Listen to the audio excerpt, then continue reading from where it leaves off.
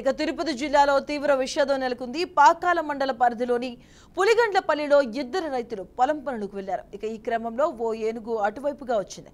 గజరాజును చూసి భయంతో ప్రాణాలు కాపాడుకునేందుకు రైతులు పరుగులు పెట్టారు. ఇక ఆ సమయంలో వారిపై ఏనుగు దాడి చేసింది. ఇక దాడిలో ఇద్దరు రైతులు అక్కడికక్కడే ప్రాణాలు విడిచారు. ఏనుగు దాడితో గ్రామస్తులు భయాందోళనకు గురవుతున్నారు. ఇక ఈ ఘటనకు సంబంధించి పూర్తి వివరాలు ఇంకా తెలియాల్సి ఉంది. ఇక తిరుపతి జిల్లాలో తీవ్ర విషాదం చోటు చేసుకుంది. ఏనుగు దాడిలో ఇద్దరు రైతులు దుర్మరణం పాలయ్యారు. దానికి సంబంధించిన పూర్తి డీటెయిల్స్ మా కరెస్పాండెంట్ గోపినాథ్ అందిస్తారు. గోపినాథ్, చిత్తూరు జిల్లాలో ఎన్నో రోజుల నుంచి కూడా ఏనుగులు దాడులు కొనసాగుతున్నాయి.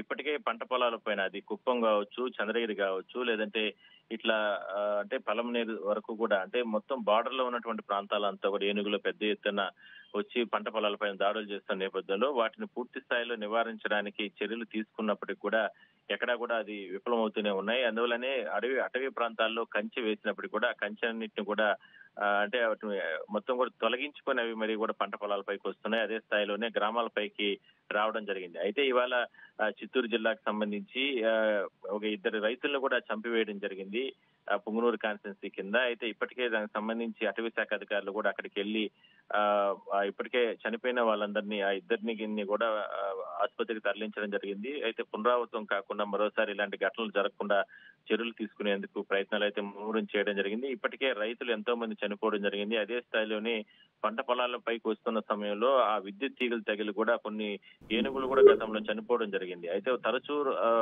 ఈ ఏనుగులు పంట పొలాల వద్దకు వచ్చి ఈ రకంగా రైతులను పొట్టన పెట్టుకున్న నేపథ్యంలో రైతులు తీవ్ర ఆందోళన వ్యక్తం చేస్తున్నారు. అంటే అటవీ ప్రాంతాల సమీపంలో సరిహద్దుల్లో ఉన్నటువంటి పంట పొలాలు అంటే పంటలు పండించుకోవాలంటేనే భయం గుప్పిట్లోకి వెళ్తున్నారు. ఎందుకంటే ఆహారం అటవీ ప్రాంతాల్లో కరువైన నేపథ్యంలోనే ఇలా పంట పొలాలపైన మామిడి లేదంటే ఇట్లా రకరకాల పంటలు టమాటాలు కావచ్చు, లేదంటే బొప్పాయి కావచ్చు, లేదంటే ఇవన్నీ ఆహారానికి అలవాటైనట్టు ఏనుగులన్నీ కూడా ఈ రకంగా వస్తున్నాయంటూ కూడా అధికారులు చెప్తున్నారు. అయితే శాశ్వత చర్యలు తీసుకునే ప్రయత్నం ఎక్కడ కూడా చేయడం లేదనేది ప్రధానంగా గ్రామాల్లో ఉన్న ప్రజల ఆందోళన, ఆవేదనగా మనం చెప్పుకోవచ్చు. Madhu. Right, thank you Gopinath.